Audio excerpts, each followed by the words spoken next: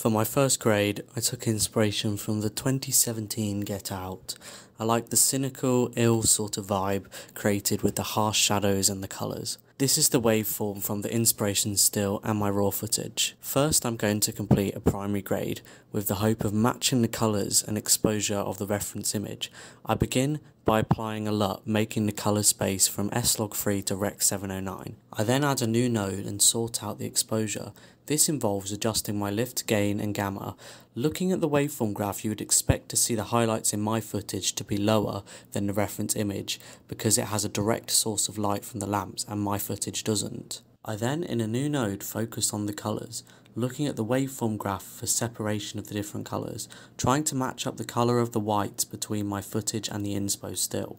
I felt the skin tones of my grade didn't quite match up with the inspo pic, so I started on my secondary grade. I added a mask around the character's face and adjusted the offset, gain and gamma till the skin tones matched better. I then felt the shadows on the face were a bit too harsh, so I added another mask around the bed to allow me to lift the shadows, adding more detail to around the actor's face without losing the ominous darkness in the background, creating this overall look matching the vibe from the Get Out still.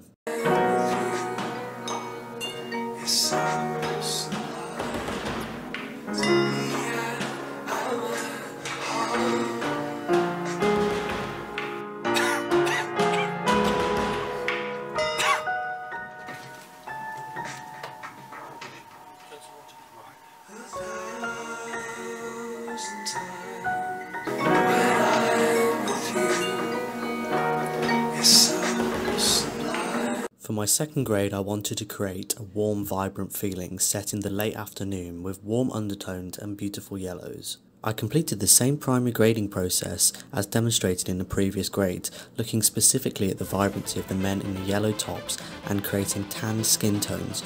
Unfortunately, the footage had some lost information in the sky, and so there is some overexposure in the sky area, but this couldn't be helped. Overall, I think I did a good job creating that late evening vibe.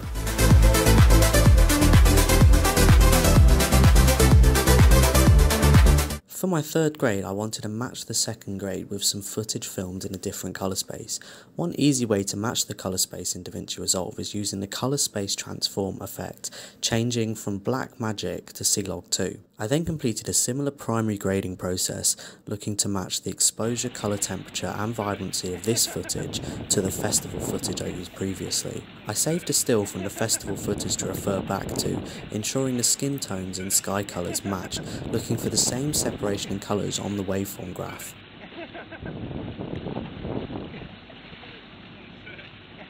Comparing the two, you can see the waveforms have similar exposure. We would expect to see the paddleboarder slightly brighter because he's in direct sunlight, whereas the festival is in the shade.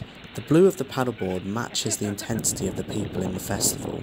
For my fourth grade, I wanted to create the effect that the footage was filmed using old film, with the dual tones, high contrast and rich browns. I started by creating my parallel nodes. This allowed me to have two nodes working simultaneously on the footage. With the first parallel node, I got rid of all of the saturation and upped the contrast to create the lovely black and white effect. On the second parallel node, I adjusted the offset to have this rich brown and then nudged the saturation to create the correct mix. I then added some damage and gain to the footage using the film damage effect, adjusting the settings so that enough distortion was visible but not too much. And then to finish off the effect, I added a very soft vignette using the mask tool.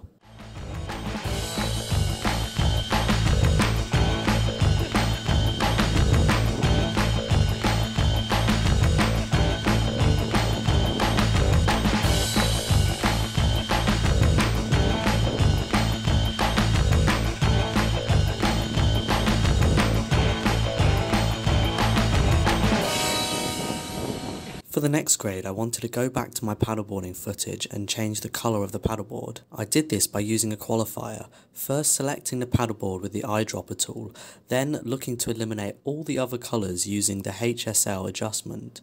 To do this, I ended up having to use the mask to remove a small section of the left of the image.